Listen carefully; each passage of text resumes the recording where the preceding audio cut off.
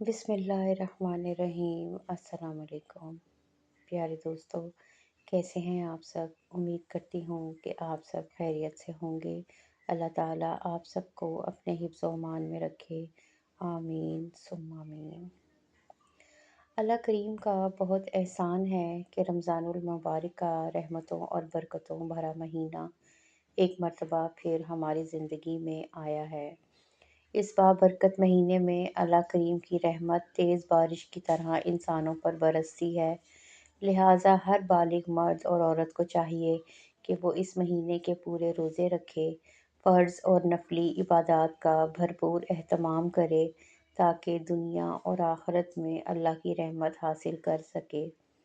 بزرگان دین فرماتے ہیں کہ کسی بھی آدمی کی بزرگی کا معیار یہ تھا کہ اس نے اپنی زندگی کے اتنے رمضان گزارے ہیں، یعنی اتنے رمضان گزارنے کے بعد اس کی نیکیاں اس قدر زیادہ ہو گئی ہیں کہ اب ہم اس کے درجے تک نہیں پہنچ سکتے۔ اللہ اکبر۔ اللہ کے رسول صلی اللہ علیہ وآلہ وسلم رمضان المبارک کی آمد پر صحابہ کرام سے فرماتے ہیں، تمہارے پاس ایک برکتوں والا مہینہ آیا ہے۔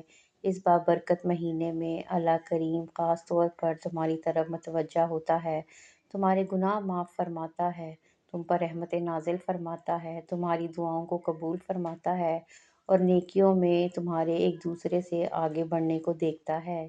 جیسے ہر ایک کی خواہش ہوتی ہے کہ وہ اپنی کلاس کے امتحان میں فرسٹ آئے، اسی طرح اس مبارک مہینے میں ہماری یہ کوشش ہونی چاہیے کہ ہم زیادہ سے زیادہ عبادت کر کے دنیا اور آخرت کی کامیابی حاصل کریں۔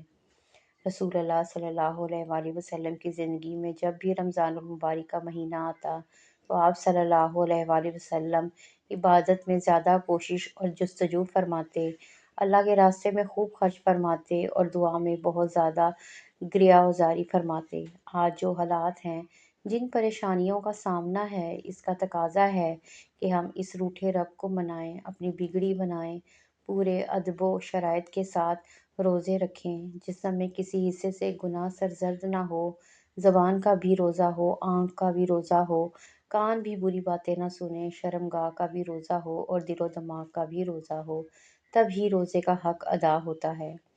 حدیث شریف میں آتا ہے کہ روزہ آدمی کے لیے گناہوں کے خلاف ڈھال ہے، جب تک کہ وہ غیبت اور جھوٹ سے اس ڈھال کو پھاڑ نہ ڈالے۔ اسی طرح ایک اور حدیث میں ارشاد فرمایا، بہت سے روزے دار ایسے ہیں جن کو روزے سے سوائے بھوک اور پیاس کے کچھ حاصل نہیں ہوتا۔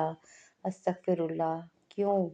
یعنی روزہ بھی رکھا اور گانے بھی سنے، روزہ بھی رکھا اور پھر فلمیں بھی دیکھیں، روزہ بھی رکھا اور جھوٹ بھی بولا، روزہ بھی رکھا اور دھوکہ بھی دیتا رہا، روزہ بھی رکھا اور غیر محرم کو بھی دیکھتا رہا، روزہ بھی رکھا اور بہتان بھی لگاتا رہا، روزہ بھی رکھا اور ملاوٹ بھی کرتا رہا، روزہ بھی رکھا اور کم تولتا رہا، روزہ بھی رکھا اور رشوت بھی لیتا رہا، روزہ بھی رکھا اور غیبت بھی کرتا رہا، تو میری بہنوں اور بھائیوں، ایسا روزہ اللہ کے ہاں اجر نہیں پاتا۔ روزہ محض کھانا پینا چھوڑنے کا نام نہیں، بلکہ یہ تو فضول اور بیہودہ کاموں سے بچنے کا نام ہے۔ عام طور پر دیکھا گیا ہے کہ جو آدمی پرہیزگاری کے ساتھ روزہ رکھتا ہے، اس کو بھوک اور پیاس بہت کم محسوس ہوتی ہے، جبکہ بد پرہیزی کرنے والا خوب پیاس سے نڈھال ہی رہتا ہے۔ بہت سارے اعمال ہمیشہ کے لیے اپنی زندگی کا حصہ بنا لیں، خاص طور پر رمضان میں تو ضروری ہی ہے۔ مثلاً وضو کرتے وقت مسواک ضرور استعمال کریں، وضو کر کے نفل نماز پڑھیں، نماز مسجد میں باجماعت ادا کریں، سحری سے پہلے تہجد ضرور ادا کریں، یہ دعا کی قبولیت کا خاص وقت ہوتا ہے۔ افطار سے پہلے کا وقت بھی دعا کی قبولیت کا ہوتا ہے۔ حدیث شریف میں آتا ہے کہ 3 آدمی کی دعا رد نہیں ہوتی، ایک روزے دار کے افطار کے وقت، دوسرا عادل بادشاہ کی اور تیسرے مظلوم کی۔ لہٰذا افطار سے قبل پورے شوق اور دھیان سے اپنے اور تمام مسلمانوں کے لیے دعائیں مانگیں، قرآن کی تلاوت میں اضافہ کریں اور ترجمے کے ساتھ اور سمجھ کر پڑھیں۔ صبح کم از کم 200 مرتبہ استغفار اور درود شریف کی تسبیح ضرور پڑھیں۔ اللہ کریم ہمیں اس مبارک مہینے میں زیادہ سے زیادہ عبادت کر کے برکتیں اور رحمتیں حاصل کرنے کی توفیق عطا فرمائے، آمین ثم آمین۔